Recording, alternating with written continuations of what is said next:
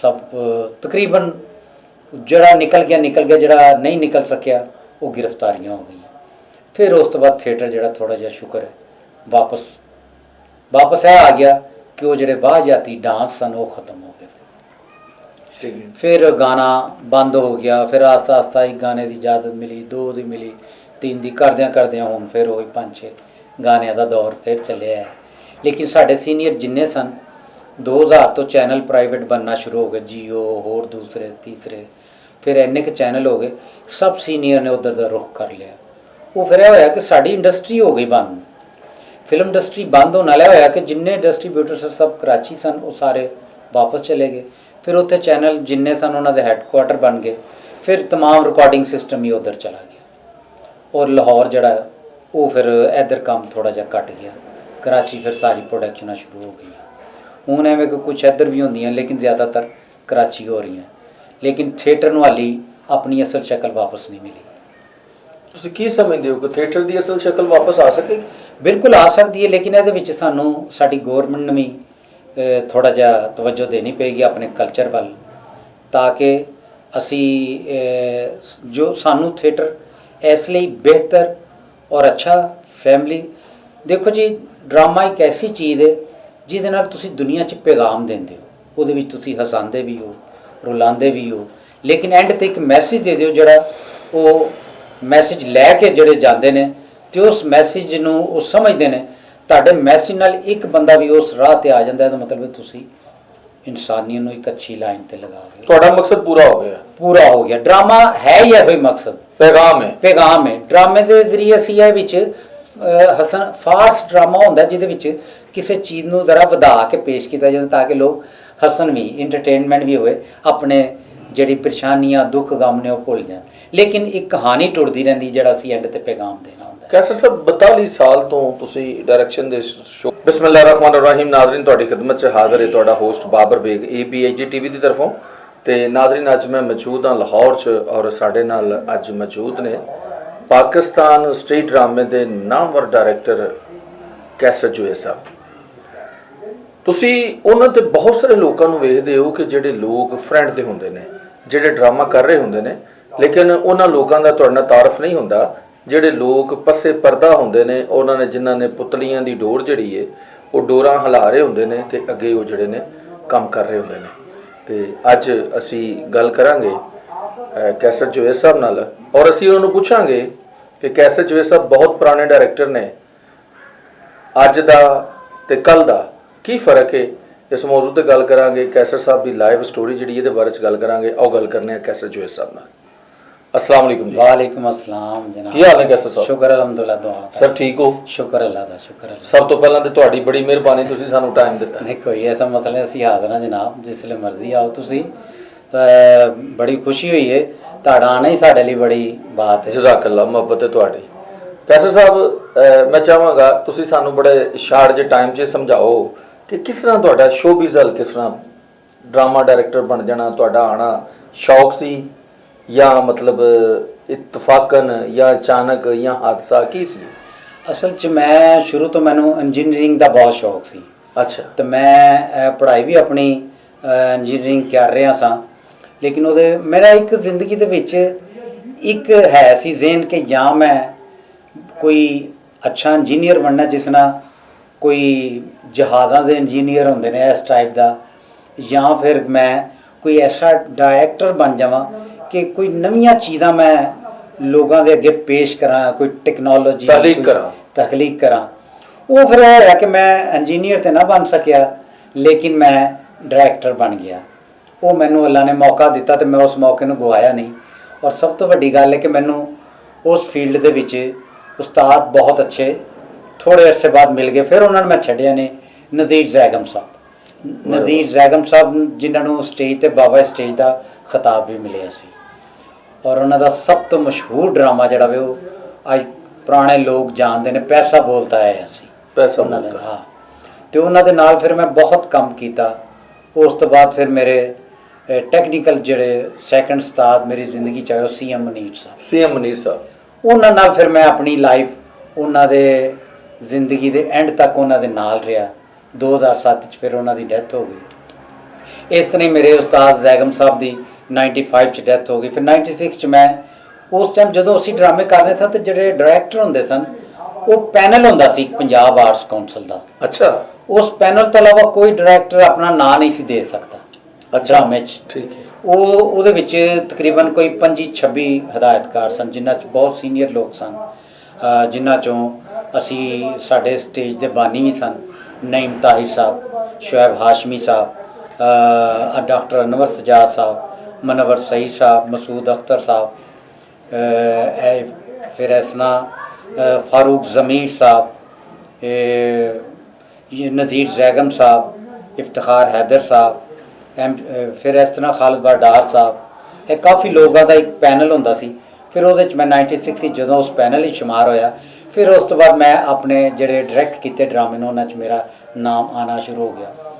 और अल्लाह का शुक्र है मैं सब तो छोटी उम्र 87 तो एज ए प्रोड्यूसर भी काम शुरू कर दिता।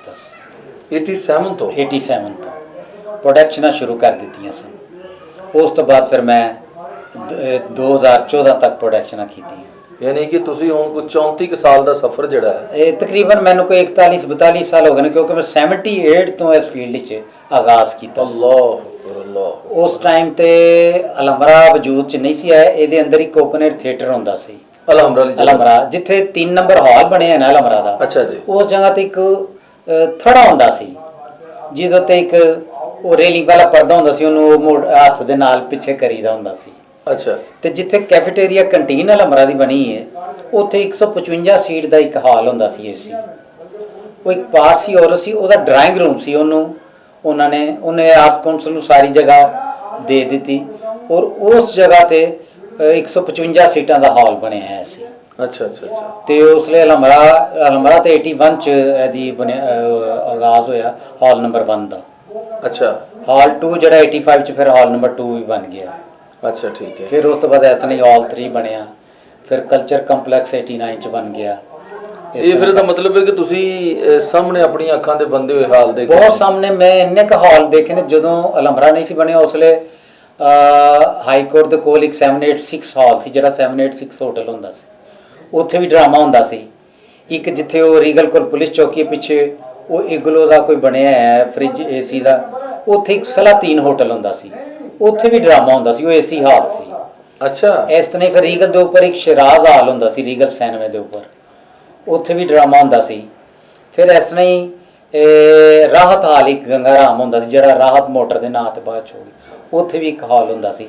ਸਿਰਫ ਓਪਨ 에ਅਰ ਥੀਏਟਰ ਉਸ ਲਈ ਹੁੰਦਾ ਸੀ ਜਿਹੜਾ ਸਲੋਪ ਵਾਲਾ ਹਾਲ ਸੀ, ਉਹਦੀ ਸਲੋਪ ਹੁੰਦੀ ਸੀ। ਉੱਥੋਂ ਹੀ ਸਾਡਾ ਆਗਾਜ਼ ਹੋਇਆ ਪਹਿਲਾ 78 ਵਿੱਚ। ਉਸ ਲਈ ਡਰਾਮੇ ਦੇ ਵਿੱਚ ਨਾ ਮਿਊਜ਼ਿਕ ਹੁੰਦਾ ਸੀ, ਨਾ ਡਰਾਮਾ ਸ਼ੁਰੂ ਹੋਣ ਤੋਂ ਪਹਿਲੇ ਕੌਮੀ ਤਰਾਨਾ ਹੁੰਦਾ ਸੀ।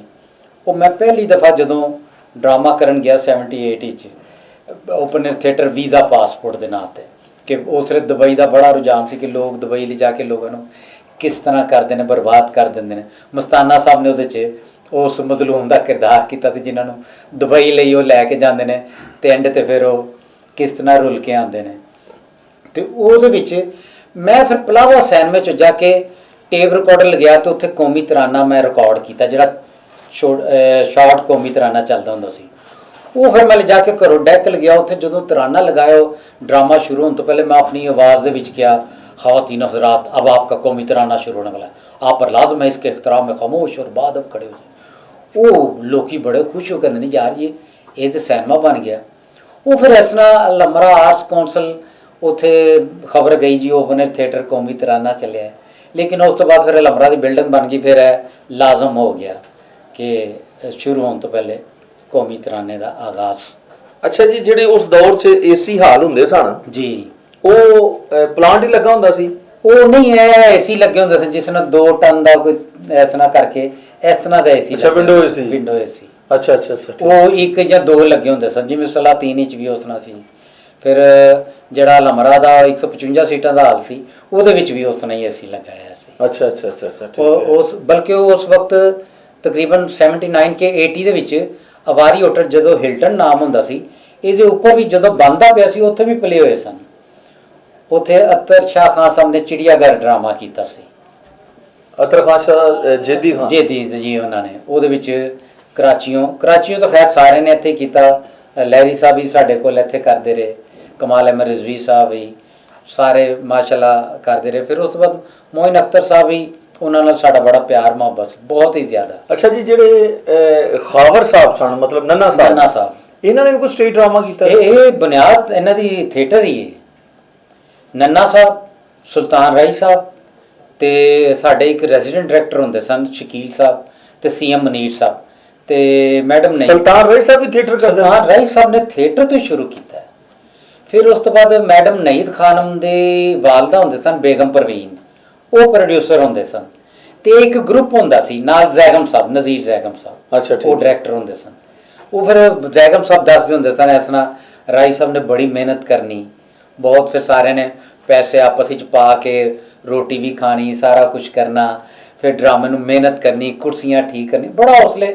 ਅਸੀਂ ਖੁਦ ਕੁਰਸੀਆਂ ਨੂੰ, ਮੁੰਨਾ ਲਾਹੌਰੀ ਸਾਹਿਬ ਜੀ ਉਹ ਸਾਰੇ, ਅਸੀਂ ਕੁਰਸੀਆਂ ਨੂੰ ਠੀਕ ਕਰਨਾ, ਰਾਤ ਨੂੰ ਪਾਣੀ ਆਪਣੇ ਥੀਏਟਰ ਪਾਣਾ ਉਹਦੇ ਵਿੱਚ ਤਾਂ ਕਿ ਆਵਾਜ਼ ਦੀ ਥਰੂ ਹੋ ਜਾਵੇ। ਉਹ ਸਾਰਾ ਅਸੀਂ ਕਰੀਦਾ ਹੁੰਦਾ ਸੀ। ਗਰਮੀਆਂ ਨੂੰ ਠੰਡਾ ਕਰਨਾ ਪਾਣੀ ਦੇ ਨਾਲ, ਫਿਰ ਡਰਾਮਾ ਕਰਨਾ। ਫਿਰ ਪਹਾੜੀ ਉਸਲੇ ਬਣੀ ਨਹੀਂ ਸੀ, ਸੀੜੀਆਂ ਵਗੈਰਾ ਨਹੀਂ ਸਨ, ਉਹ ਢਲਾਨ ਸੀ, ਉਹ ਲੱਕੜ ਦੀਆਂ ਗੇਲੀਆਂ ਸਨ ਜਿਨ੍ਹਾਂ ਤੇ ਚੜ੍ਹ ਕੇ ਜਾਈਦਾ ਸੀ। ਅੱਛਾ, 85 ਚ ਬਣੇ ਆ ਸੀੜੀਆਂ ਵਗੈਰਾ, ਸੀੜੀਆਂ ਜਿਹੜੀਆਂ 85 ਬਾਗੇ ਜਨਾਬ, ਪਹਾੜੀ ਜਨਾਬ, ਠੀਕ ਹੈ। ਬਾਗੇ ਜਨਾਬ ਜਦੋਂ 85 ਚ ਇਹਨਾਂ ਨੇ ਖੂਬਸੂਰਤ ਸਟੇਜ ਬਣਾਤਾ, ਬਹੁਤ ਖੂਬਸੂਰਤ ਓਪਨਰ ਬਣਾਤਾ, ਲਾਈਟ, ਇਹ ਪੰਜਾਬ ਕੌਂਸਲ ਦੇ ਅੰਡਰ ਆ ਗਿਆ ਸੀ ਨਾ। ਅੱਛਾ, ਠੀਕ ਹੈ, ਠੀਕ ਹੈ। ਉਹ ਫਿਰ ਅਸੀਂ ਪਹਿਲਾ ਡਰਾਮਾ ਉੱਥੇ ਕੀਤਾ ਬੇਵਕੂਫ ਅਤਰ ਸ਼ਾਹ ਖਾਨ ਸਾਹਿਬ ਦਾ, ਤੇ ਸਾਡੇ ਨਾਲ ਸਵੀਆ ਖਾਨਮ ਸਾਹਿਬਾ ਸਨ, ਮਨਵਰ ਸਈਦ ਸਾਹਿਬ ਸਨ, ਬਿੰਦੀਆ ਬੇਗਮ ਸਨ। ਮਨਵਰ ਸਈਦ ਸਾਹਿਬ ਥੀਏਟਰ ਸ਼ੁਰੂ ਤੋਂ ਕਰਦੇ ਰਹੇ ਨੇ, ਫਿਲਮ ਥੀਏਟਰ। ਇਹ ਤੇ ਜਦੋਂ 98 ਦੇ ਵਿੱਚ ਜ਼ਵਾਲ ਆਣਾ ਸ਼ੁਰੂ ਹੋਇਆ ਥੀਏਟਰ ਤੇ, ਸਾਰੇ ਪਿੱਛੇ ਹਟ ਗਏ ਸਨ। 99 ਦਸੰਬਰ ਤੋਂ ਜ਼ਵਾਲ ਆਇਆ ਥੀਏਟਰ ਤੇ 2000 ਚ ਫਿਰ ਜ਼ਵਾਲ ਜਿਹੜਾ ਇੱਕ ਭਿਆਨਕ ਸ਼ਕਲ ਅਖਤਿਆਰ ਕਰ ਗਿਆ, ਉਹ ਜਿਹਨੂੰ ਅਸੀਂ ਮੁਜਰਾ ਤੇ ਪਤਾ ਨਹੀਂ ਕੀ ਕਹਿ ਦਿੰਦੇ ਆ। ਯਾਨੀ ਕਿ ਉਹਦੇ ਵਿੱਚ ਇਹ ਸੀ ਕਿ ਜੋ ਜਿਹਦੇ ਮੂੰਹ ਚ ਆਇਆ ਉਹਨੇ ਕਹਿ ਦਿੱਤਾ।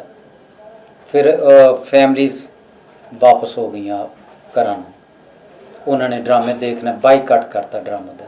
ਫਿਰ ਡਰਾਮੇ ਵੀਡੀਓ ਬਣਨੇ ਸ਼ੁਰੂ ਹੋ ਗਏ, ਉਹ ਘਰਾਂ 'ਚ ਲੱਗਣੇ ਸ਼ੁਰੂ ਹੋ ਗਏ।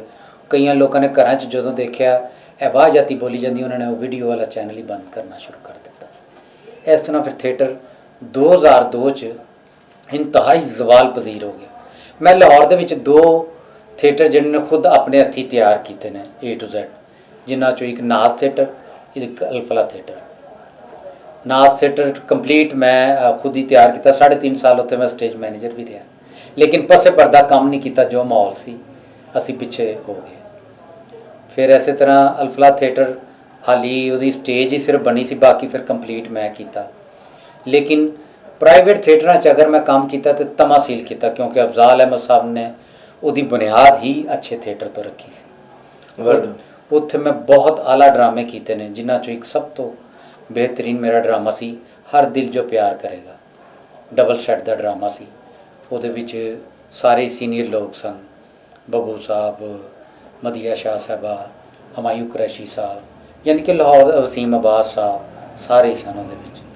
ਬਸ 2002 ਤੋਂ ਫਿਰ ਐਸਾ ਕਿ ਵਿਗੜਿਆ ਕਿ ਫਿਰ ਇੱਧਰ ਉੱਧਰ ਮੁਖਤਲਿਫ ਸਟੇਸ਼ਨਾਂ 'ਤੇ ਜਿਹੜੇ ਸਨ ਦੂਰ ਦੂਰ, ਜਿਸ ਤਰ੍ਹਾਂ ਗੁਜਰਾਂਵਾਲਾ, ਫੈਸਲਾਬਾਦ, ਗੁਜਰਾਤ, ਹਰ ਤਰਫ ਡਰਾਮੇ ਸ਼ੁਰੂ ਹੋ ਗਏ। ਇਹੋ ਜਿਹੇ ਡਰਾਮੇ ਸ਼ੁਰੂ ਹੋ ਗਏ ਜਿੱਥੇ ਔਰਤ ਯਾਨੀ ਕਿ ਸਮਝ ਲਓ ਕਿ ਲਿਬਾਸ ਤੋਂ ਬਗੈਰ ਵੀ ਡਾਂਸ ਕਰ ਜਾਂਦੀ ਸੀ। ਉਹ ਫਿਰ ਇਹ ਹੋਇਆ ਕਿ 2003 ਦੇ ਵਿੱਚ ਅਪ੍ਰੈਲ, ਮੇਰਾ ਖਿਆਲ 4 ਅਪ੍ਰੈਲ, ਉਸ ਟਾਈਮ ਗਵਰਨਰ ਖਾਲਿਦ ਮਕਬੂਲ ਸਾਹਿਬ ਹੁੰਦੇ ਸਨ, ਉਹਨਾਂ ਨੇ ਫਿਰ ਪੂਰਾ ਆਪਰੇਸ਼ਨ ਦਾ DC ਮੇਰਾ ਖਿਆਲ ਕਾਮਰਾਨ ਲਿਸ਼ਾਰੀ ਸਾਹਿਬ ਹੁੰਦੇ ਸਨ, ਉਹ ਫਿਰ ਆਰਡਰ ਹੋਇਆ ਕਿ तमाम ਥੀਏਟਰਾਂ 'ਤੇ ਆਪਰੇਸ਼ਨ ਕੀਤਾ ਜਾਏਗਾ। ਉਹਨਾਂ ਫਿਰ ਇੱਕੋ ਹੀ ਟਾਈਮ 'ਤੇ ਰਾਤ ਨੂੰ 10, 11, 12 ਵਜੇ ਨਾਲ ਆਪਰੇਸ਼ਨ ਪੂਰੇ ਥੀਏਟਰਾਂ 'ਤੇ। ਬੜੇ ਫਨਕਾਰਾਂ ਦੀਆਂ ਗ੍ਰਿਫਤਾਰੀਆਂ ਵੀ ਹੋਈਆਂ, ਸਭ ਤਕਰੀਬਨ ਜਿਹੜਾ ਨਿਕਲ ਗਿਆ, ਜਿਹੜਾ ਨਹੀਂ ਨਿਕਲ ਸਕਿਆ ਉਹ ਗ੍ਰਿਫਤਾਰੀਆਂ ਹੋ ਗਈਆਂ। ਫਿਰ ਉਸ ਤੋਂ ਬਾਅਦ ਥੀਏਟਰ ਜਿਹੜਾ ਥੋੜ੍ਹਾ ਜਿਹਾ ਸ਼ੁਕਰ ਹੈ ਵਾਪਸ ਇਹ ਆ ਗਿਆ ਕਿ ਉਹ ਜਿਹੜੇ ਵਾਹਜਾਤੀ ਡਾਂਸ ਸਨ ਉਹ ਖਤਮ ਹੋ ਗਏ। ਫਿਰ ਗਾਣਾ ਬੰਦ ਹੋ ਗਿਆ, ਫਿਰ ਆਸਤਾ ਆਸਤਾ ਇੱਕ ਗਾਣੇ ਦੀ ਇਜਾਜ਼ਤ ਮਿਲੀ, 2 ਦੀ ਮਿਲੀ, 3 ਦੀ, ਕਰਦਿਆਂ ਹੁਣ ਫਿਰ ਉਹੀ 5-6 ਗਾਣਿਆਂ ਦਾ ਦੌਰ ਫਿਰ ਚੱਲਿਆ ਹੈ।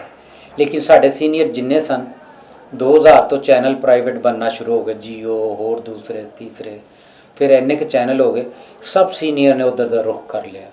ਉਹ ਫਿਰ ਇਹ ਹੋਇਆ ਕਿ ਸਾਡੀ ਇੰਡਸਟਰੀ ਹੋ ਗਈ ਬੰਦ, ਫਿਲਮ ਇੰਡਸਟਰੀ ਬੰਦ ਹੋਣ ਵਾਲਾ ਹੋਇਆ ਕਿ ਜਿੰਨੇ ਡਿਸਟਰੀਬਿਊਟਰ ਸਭ ਕਰਾਚੀ ਸਨ ਉਹ ਸਾਰੇ ਵਾਪਸ ਚਲੇ ਗਏ। ਫਿਰ ਉੱਥੇ ਚੈਨਲ ਜਿੰਨੇ ਸਨ ਉਹਨਾਂ ਦੇ ਹੈੱਡਕੁਆਟਰ ਬਣ ਗਏ। ਫਿਰ तमाम ਰਿਕਾਰਡਿੰਗ ਸਿਸਟਮ ਹੀ ਉੱਧਰ ਚਲਾ ਗਿਆ ਔਰ ਲਾਹੌਰ ਜਿਹੜਾ ਉਹ ਫਿਰ ਇੱਧਰ ਕੰਮ ਥੋੜ੍ਹਾ ਜਿਹਾ ਘਟ ਗਿਆ। ਕਰਾਚੀ ਫਿਰ ਸਾਰੀ ਪ੍ਰੋਡਕਸ਼ਨਾਂ ਸ਼ੁਰੂ ਹੋ ਗਈਆਂ। ਹੁਣ ਐਵੇਂ ਕਿ ਕੁਛ ਇੱਧਰ ਵੀ ਹੁੰਦੀਆਂ ਲੇਕਿਨ ਜ਼ਿਆਦਾਤਰ ਕਰਾਚੀ ਹੋ ਰਹੀਆਂ। ਲੇਕਿਨ ਥੀਏਟਰ ਨੂੰ ਹਾਲੀ ਆਪਣੀ ਅਸਲ ਸ਼ਕਲ ਵਾਪਸ ਨਹੀਂ ਮਿਲੀ। ਤੁਸੀਂ ਕੀ ਸਮਝਦੇ ਹੋ ਕਿ ਥੀਏਟਰ ਦੀ ਅਸਲ ਸ਼ਕਲ ਵਾਪਸ ਆ ਸਕੇਗੀ?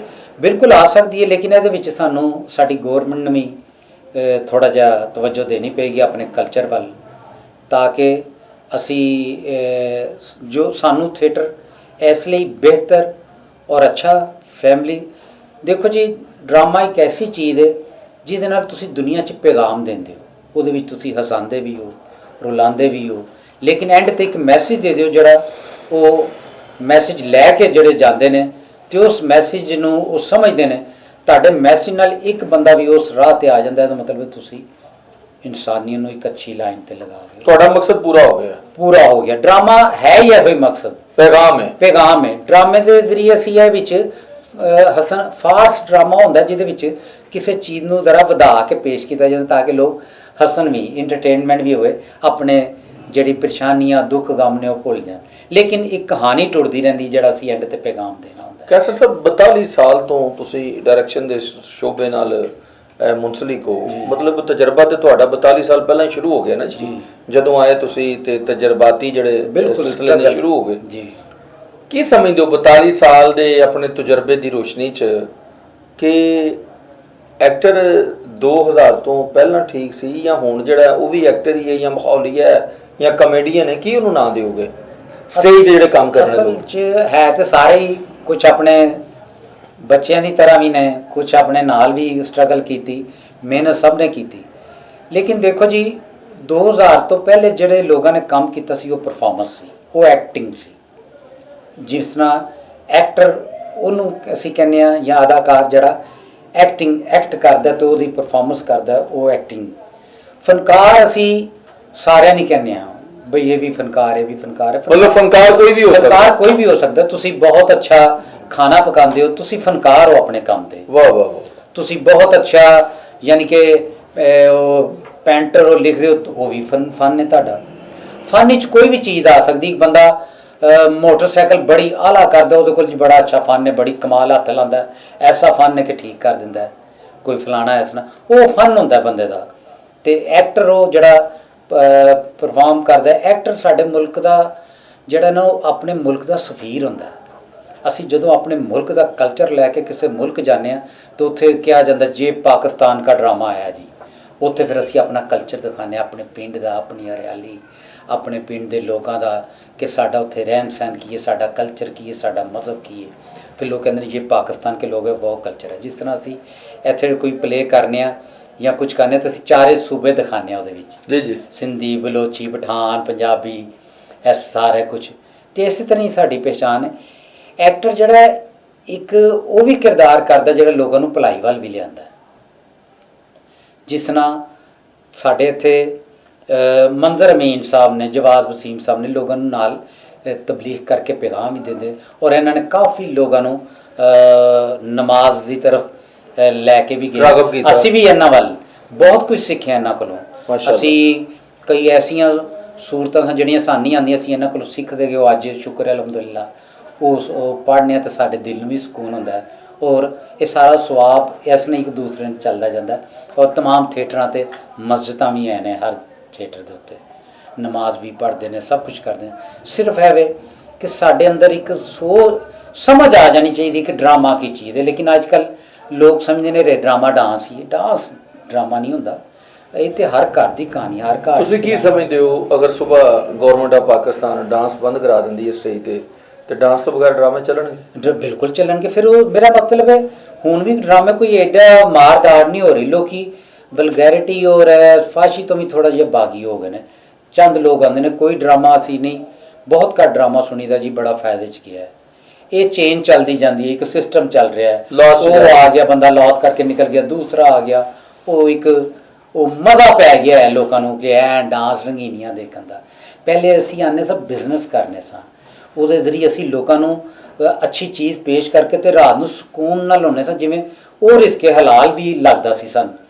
15-20 ਦਿਨ ਰੈਸਲ ਕਰਨੀ ਹੈ ਔਰ ਟਾਈਮ ਤੇ ਜਾਣਾ है। अगर 5 मिनट ਅਸੀਂ ਲੇਟ ਆ ਗਏ तो डायरेक्टर ने स्क्रिप्ट वापस ले लेना उस अदाकार को, भाई आप 10 मिनट लेट हैं, आप अगला ड्रामा कीजिए, आपके पास टाइम नहीं है।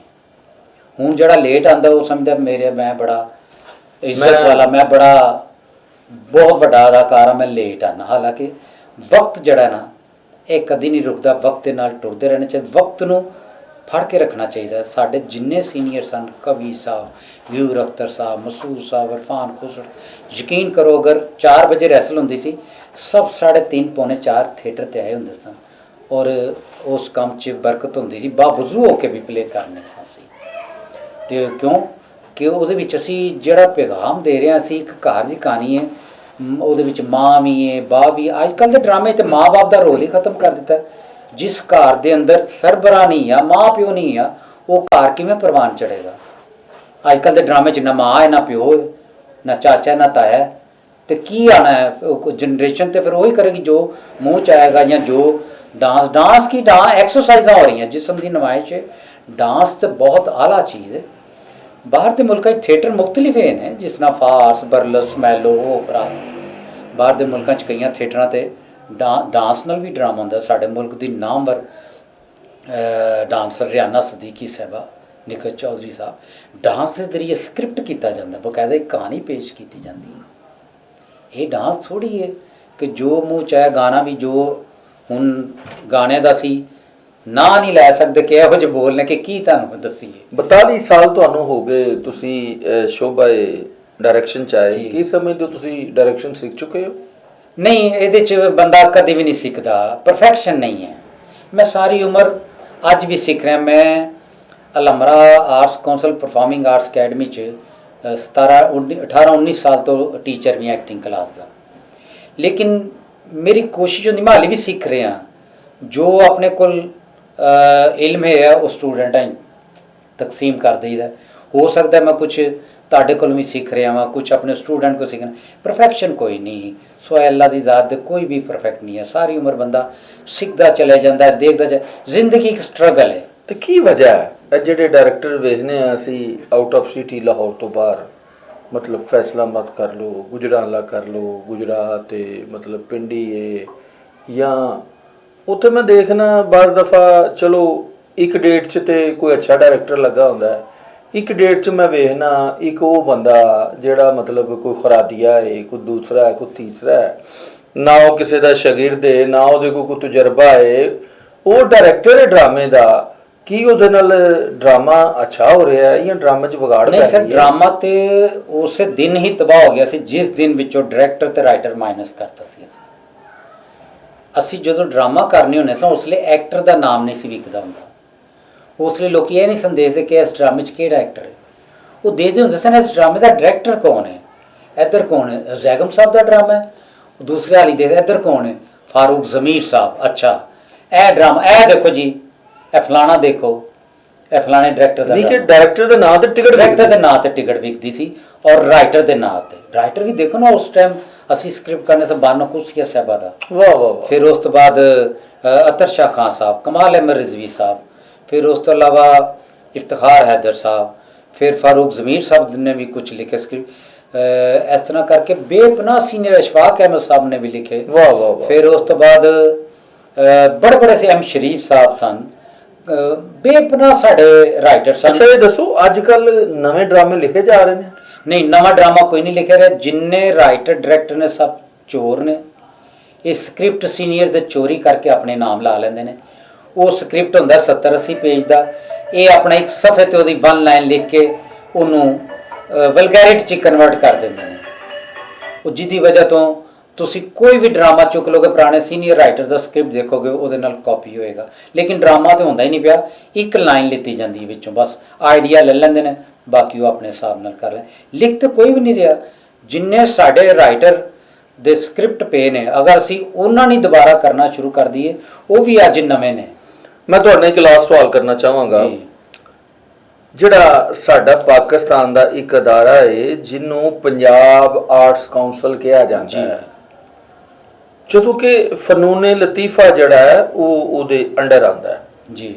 ਠੀਕ ਹੈ ਨਾ ਜੀ। ਦੇਖੋ ਅਸੀਂ ਡਰਾਮਾ ਕਰਨੇ ਆ ਤੇ ਮੈਨੂੰ ਯਾਦ ਹੈ ਕਿ ਸਾਨੂੰ ਸਕ੍ਰਿਪਟ ਜਿਹੜਾ ਹੈ ਆਰਟਸ ਕਾਉਂਸਲ ਚ ਅਪਰੂਵ ਕਰਾਉਣਾ ਬਿਲਕੁਲ ਪੈਂਦਾ। ਕਰਵਾਉਣਾ ਪੈਂਦਾ, ਹੁਣ ਵੀ ਬਲਕਿ ਸਾਡੀ ਜਿਹੜੀ ਸੈਂਸਰ ਰਿਹਰਸਲ ਹੁੰਦੀ ਹੈ ਉਹਦੇ ਚ ਵੀ ਆਰਟਸ ਕਾਉਂਸਲ ਸ਼ਾਮਲ ਹੁੰਦੀ ਬਿਲਕੁਲ ਹੈ। ਬਿਲਕੁਲ ਬਿਲਕੁਲ ਠੀਕ ਹੈ।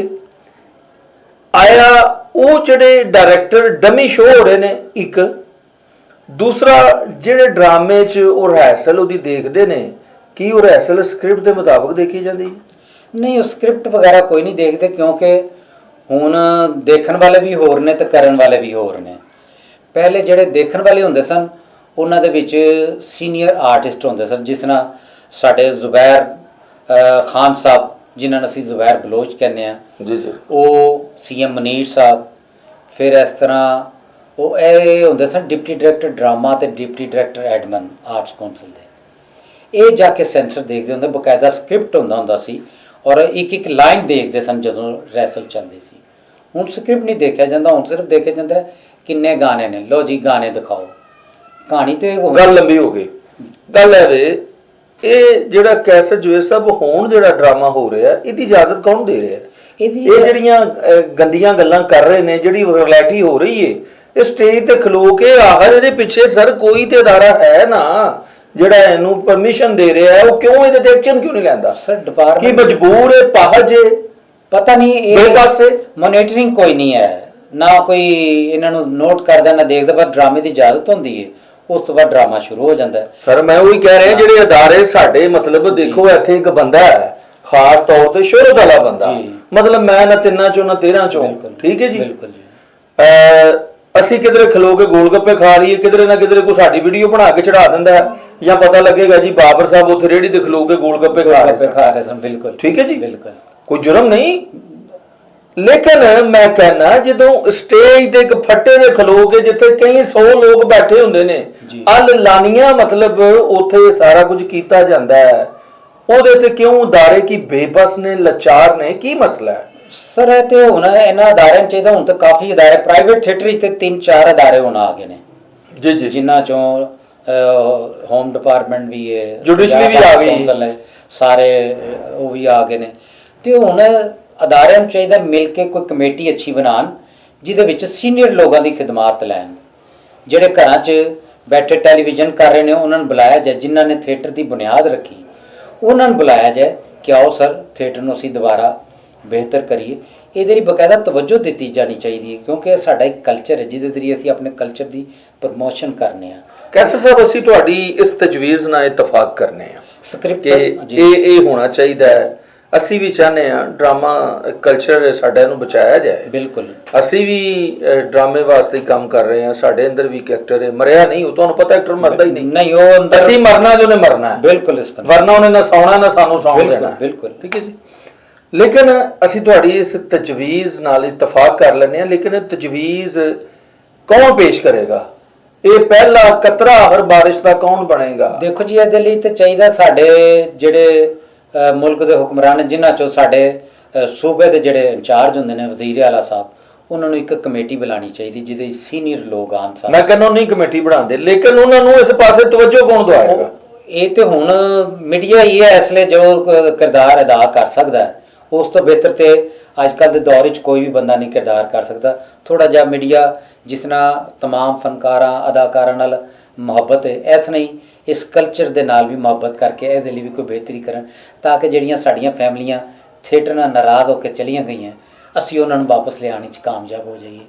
ਇੱਕ ਅੱਛੇ ਰਾਈਟਰ ਦਾ ਸਕ੍ਰਿਪਟ ਜਿਹੜਾ ਉਹ ਅਪਰੂਵਲ ਕੀਤਾ ਜਾਏ ਔਰ ਉਹਦੀ ਪੂਰੀ ਮੋਨੀਟਰਿੰਗ ਕੀਤੀ ਜਾਏ ਔਰ ਉਹਦੀ ਪੂਰੀ ਸੈਂਸਰ ਰੈਸਲ ਬਾਕਾਇਦਾ ਦੇਖ ਕੇ ਔਰ ਵਕਤਨ ਫੋਕਤਨ ਉਸ ਡਰਾਮੇ ਨੂੰ 1 ਦਿਨ 2 ਦਿਨ ਰੋਜ਼ ਦੇਖਣ ਲਈ ਕਮੇਟੀ ਬਣੇ, ਤਾਂ ਕਿ ਉਹ ਗਾਣੇ ਖਤਮ ਹੋ ਜਾਣਗੇ ਤੇ ਡਰਾਮਾ ਖੁਦ ਹੀ ਬਹੁਤ ਹੀ ਕਹਾਣੀ ਜਿਹੜੀ ਹੈ ਉਹ ਆਪਣੇ ਮੰਜ਼ਰ ਤੇ ਆ ਜਾਏਗੀ ਔਰ ਲੋਕਾਂ ਨੂੰ ਕਹਾਣੀ ਮਿਲਣਾ ਸ਼ੁਰੂ ਹੋ ਜਾਏਗੀ। ਫਿਰ ਫੈਮਲੀਆਂ ਪਹਿਲੇ ਅਸੀਂ ਵੀ ਆਪਣੇ ਵਾਲਦੈਨ ਨਾਲ ਵੀ ਲੈ ਕੇ ਜਾਈਦਾ ਸੀ, ਆਓ ਜੀ ਡਰਾਮਾ ਲੱਗਾ ਦੇਖੋ। ਕਈ ਫੈਮਲੀਆਂ ਆਉਂਦੀਆਂ, ਕੋਈ ਨਾਨੀ ਵੀ ਆ ਰਹੀ ਹੈ, ਦਾਦਾ ਵੀ ਆ ਰਿਹਾ ਹੈ, ਫੜ ਕੇ ਲਿਆ ਰਹੇ ਨੇ, ਵੀਲ ਚੇਅਰ ਤੇ ਲਿਆ ਰਹੇ ਨੇ, ਕੀ ਡਰਾਮਾ ਦੇਖਣ ਆ ਰਹੇ। ਹੁਣ ਸਿਰਫ ਹਾਲ ਵੱਲ ਦੇਖਦੇ ਅਸੀਂ ਤਰਸ ਜਾਂਦੇ, ਯਾਰ ਕੋਈ ਖਵਾਤੀਨ ਤੇ ਨਹੀਂ ਬੈਠੀ। ਅਕਸਰ ਥੀਏਟਰਾਂ ਤੇ ਖਵਾਤੀਨ ਨਜ਼ਰ ਨਹੀਂ ਆਉਂਦੀ। ਇਸ ਲਈ ਇੱਕ ਲਮਰਾ ਆਰਟਸ ਕਾਉਂਸਲ ਜਿੱਥੇ ਡਰਾਮੇ ਦਾ ਥੋੜੀ ਜਿਹੀ ਬੱਚਤ ਹੋਈ ਹੈ, वो भी इंशाल्लाह ताला बेहतर हो रही है और आइंदा बेहतर हो जाएगी। लेकिन ड्रामे के जरिए अगर असी एक अच्छा पैगाम देने एक अच्छा ड्रामा कर लांगे, मैनू उम्मीद है कि नुकसान भी नहीं होएगा और साड़ी ऑडियंस ज़्यादा आनी शुरू हो जाएगी और नवी नस्ल नूं असीं ड्रामे के जरिए एक अच्छा पैगाम दे सकते हैं। जिहड़े अजकल टिकटॉक चल रहे हैं, लोगों नूं अच्छे घरां दे लड़के लड़कियां जीवो गरीब किस्म के शक्लां बना के जीवो गरीब गुफ्तगुआं करते हैं, यह ख़त्म हो जान और इन्हां नूं असीं अच्छे ड्रामे पेश करिए। सीनियर लोग विच साडे नाल शामिल होने चाहिए ने, कुछ जूनीयर भी होन जिहड़े जूनीयर काम इसलिए अगर वलगैरिटी कर रहे हैं या कुछ कर रहे हैं, उन्होंने भी असी अपनी तरफ खिंच के ले आवांगे और वो भी इंशाल्लाह ताला बड़े अच्छे ज़हीन लोग ने, वो एक्टर बन सकते हैं और नाल आन ते थिएटर नूं मेहनत की जाए तो साडे मुल्क का यह कल्चर बच जाए। तो बहुत शुक्रिया कैसर जवेद साहब, ਅਸੀਂ ਤੁਹਾਡੇ ਮਸ਼ਕੂਰ ਤੇ ਮਮਨੂਨ ਹਾਂ, ਤੁਸੀਂ ਆਪਣੇ ਕੀਮਤੀ ਟਾਈਮ 'ਚ ਸਾਨੂੰ ਟਾਈਮ ਦਿੱਤਾ ਹੈ। ਨਾਜ਼ਰੀਨ, कैसर जवेद साहब ਦਾ 42 ਸਾਲ ਦਾ ਤਜਰਬਾ ਹੈ। 42 ਸਾਲ ਤੋਂ ਕੀ ਹੋਇਆ, ਕਿਸ ਤਰ੍ਹਾਂ ਆਗਾਜ਼ ਹੋਇਆ, ਕਿਹੜੇ ਕਿਹੜੇ ਲੋਕਾਂ ਨੇ ਕੰਮ ਕੀਤਾ। ਅਲਹਮਦੁਲਿਲਾ ਪਾਕਿਸਤਾਨ ਦਾ ਡਰਾਮਾ ਉਹਦਾ ਇਹ ਵਜੂਦ ਸੀ, ਇਹ ਉਹਦੀ ਮਿਸਾਲ ਦਿੱਤੀ ਜਾਂਦੀ ਸੀ ਕਿ ਆਪਣੇ ਬੱਚਿਆਂ ਨੂੰ ਡਰਾਮਾ ਦਿਖਾ ਕੇ ਤਹਿਜ਼ੀਬ ਸਿਖਾਈ ਜਾਏ, ਉਹਨਾਂ ਨੂੰ ਉੱਠਣਾ ਬੈਠਣਾ ਦਿਖਾਇਆ ਜਾਏ, ਉਹਨਾਂ ਨੂੰ ਮੁਹੱਬਤਾਂ ਤੇ ਰਿਸ਼ਤਿਆਂ ਦਾ ਦਰਸ ਜਿਹੜਾ ਉਹ ਡਰਾਮਾ ਵਹਾ ਕੇ ਤੇ ਵੱਡਿਆਂ ਦਾ ਜਿਹੜਾ ਉਹ ਮਤਲਬ ਇਹਤਰਾਮ ਉਹ ਇੱਥੋਂ ਸਿੱਖਣ ਨੂੰ ਮਿਲਦਾ ਸੀ। ਅੱਜ ਉਹ ਡਰਾਮਾ ਜਿਹੜਾ ਬੇਸਿਕ ਡਰਾਮਾ ਗਲਤ ਨਹੀਂ, ਉਹਦੇ ਵਿੱਚ ਮੈਂ ਕਹਾਂਗਾ ਸਾਡੇ ਜਿਹੜੇ ਇੰਤਜ਼ਾਮੀ ਅਦਾਰੇ ਨੇ ਇਹਨਾਂ ਨੂੰ ਸੋਚਣਾ ਹੋਏਗਾ ਕਿ ਲੋਕ ਸਾਡੇ ਤੇ ਕੀ ਉਂਗਲੀ ਠਾ ਰਹੇ ਨੇ। ਅਲਹਮਰਾ ਹਾਲ ਜਿਹੜਾ ਉਹ ਜਿਹੜਾ ਇੱਕ ਥੜਾ ਬਣਿਆ ਹੋਇਆ, ਉਹਦੇ ਤੇ ਪੈਗਾਮ ਤੁਸੀਂ ਅੱਛਾ ਦੇਣਾ ਜਾਂ ਭੈੜਾ ਦੇਣਾ ਹੈ, ਲੇਕਿਨ ਉਹ ਤੇ ਬਣਿਆ ਹੀ ਪੈਗਾਮ ਵਾਸਤੇ ਵੇ। ਲੇਕਿਨ ਦੇਖਣਾ ਤੇ ਅਸੀਂ ਇਹ ਹੋਵੇ ਕਿ ਉਹ ਤੋਂ ਪੈਗਾਮ ਅਸੀਂ ਕੀ ਕਨਵੇ ਕਰ ਰਹੇ ਹਾਂ, ਮੈਸੇਜ ਦੇ ਕਿਹੜਾ ਰਹੇ ਹਾਂ। ਤੇ ਜਿਹੜੇ ਕੰਮ ਕਰਨ ਵਾਲੇ ਲੋਕ ਨੇ ਉਹਨਾਂ ਅੱਗੇ ਵੀ ਮੇਰੀ ਖੁਦਾਰਾ ਇਲਤਜਾ ਹੈ ਕਿ ਯਾਰ ਜਿਹੜਾ ਕੰਮ ਤੁਸੀਂ ਕਰ ਰਹੇ ਹੋ ਇਹਨੂੰ ਜ਼ਰਾ ਥੋੜਾ ਜਿਹਾ ਅੱਛਾ ਕਰ ਲਓ।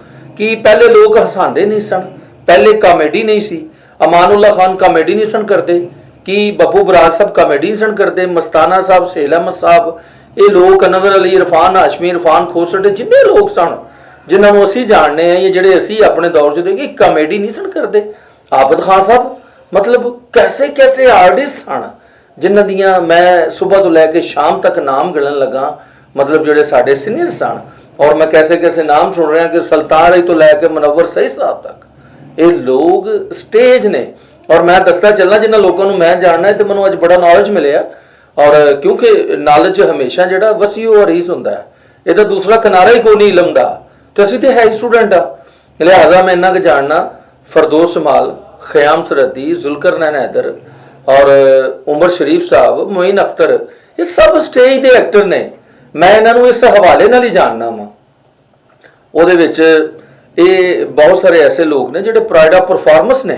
और इन्होंने मोहम्मद कवी खान साहब, मैं उन्होंने नाम लेना भुल गया, मतलब बहुत सारे ऐसे नाम ने ਜਿਹੜੇ नहीं मेरे इस टाइम रेंज आ रहे। लिहाजा साड़ी ਜਿਹੜੀ इंतजामिया साढ़े ਜਿਹੜੇ अदारे ने ਇਹਦੇ ਤੇ ਉਹ फीसा पूरियां ने, खर्चे पूरे ने, लेकिन इस गल नाल गौर करना होएगा ताकि मुआशरे 'ਚ और दूसरिया कंट्रियां 'ਚ साडा इमेज और साडी इज्जत और साडा वकार जिहड़ा असी उहनूं बरकरार और बहाल कर सकीए, वो सानूं करना होएगा। अगर असी ये ना कीता ते असी अपनियां आउण वालियां ते मौजूदा नस्ल जिहड़ी है इहदे कोलों सिवाए शर्मिंदगी और रसवाई तो कुछ नहीं लै सकांगे। ते अज दा शो कैसा सी, इहदा तुसीं सानूं रिप्लाई करना ते कमेंट्स करना, लाइक करना, शेयर करना। तो कैसे जो है सर साढ़े व्यूवर्स ਨੂੰ ਕੀ ਪੈਗਾਮ ਦੇਣਾ ਚਾਹੋਗੇ? बस जी मैं एक तो ये ਤੁਹਾਡਾ ਇਹ ਚੈਨਲ HTV ਦਾ बहुत शुक्रगुजार हाँ कि उन्होंने मैनू अज मौका दिता तो मैं अपने दिल दियाँ कुछ गल्लां तुहानूं शेयर कीतियां। तो मेरा भी मैनू भी कोई पुरानियां जिहड़ियां चीज़ां तुहानूं अज मैं दसियां तो मैनू ज़रा हौसला जिहा होया, यादां मैनू भी बहुत पुरानियां आ गई ने। कोई गल नहीं है। तो सब नूं यही कहांगा हमेशा अच्छी चीज़ प्रवान चढ़ती है, बुराई नहीं चढ़ती। तो सच बोलो, सच दे नाल सारे रस्ते खुलते जाते हैं। अगर झूठ बोलोगे एक झूठ नूं छुपाउण लई सानूं कई झूठ बोलने पैंदे ने। बाकी आवे कि नमाज नहीं छड्डनी, 5 वक्त की नमाज पढ़ो, तुहानूं उहदे नाल अल्लाह ताला तुहाडे रस्ते भी खोल देगा, रिज़्क विच, दौलत विच, खुशियां च जिंदगी च सब कुछ इजाफा ही इजाफा होता जाएगा और दुनिया ते भी बेहतरी और आखरत भी बेहतर हो जाएगी। तो बड़ी मेहरबानी है अगर थोड़ा जिहा टाइम असी सारे दिन च कढ़ के अगर 2 मिनट अल्लाह दे नाल राबता कर लांगे तो सानू सब कुछ मिल जाएगा। बाकी अपना ख्याल रखना। बहुत शुक्रिया। अस्सलाम वालेकुम जी जज़ाकल्ला, बहुत शुक्रिया कैसर जुएद साहब जी। नाज़रीन दे नाल ही असीं तुहाडे कोलों इजाज़त चाहांगे। इंशाअल्लाह फिर तुहाडी खिदमत 'च हाज़र होवांगे कोई इंज दा एक नवां वीडियो लैके, इंज नवां शो लैके। ते इहदे नाल ही कैसर जुएद साहब नूं और अपने होस्ट बाबर बेग नूं दिओ इजाज़त। इंशाअल्लाह ज़िंदगी रही ते फिर ताण मिला।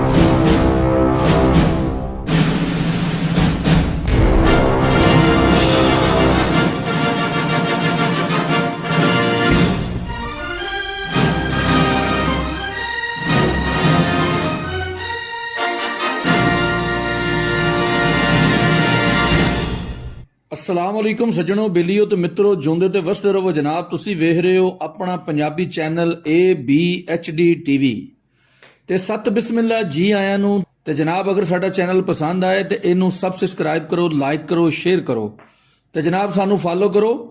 ABHD TV Facebook, ABHD TV Twitter, ABHD TV Instagram.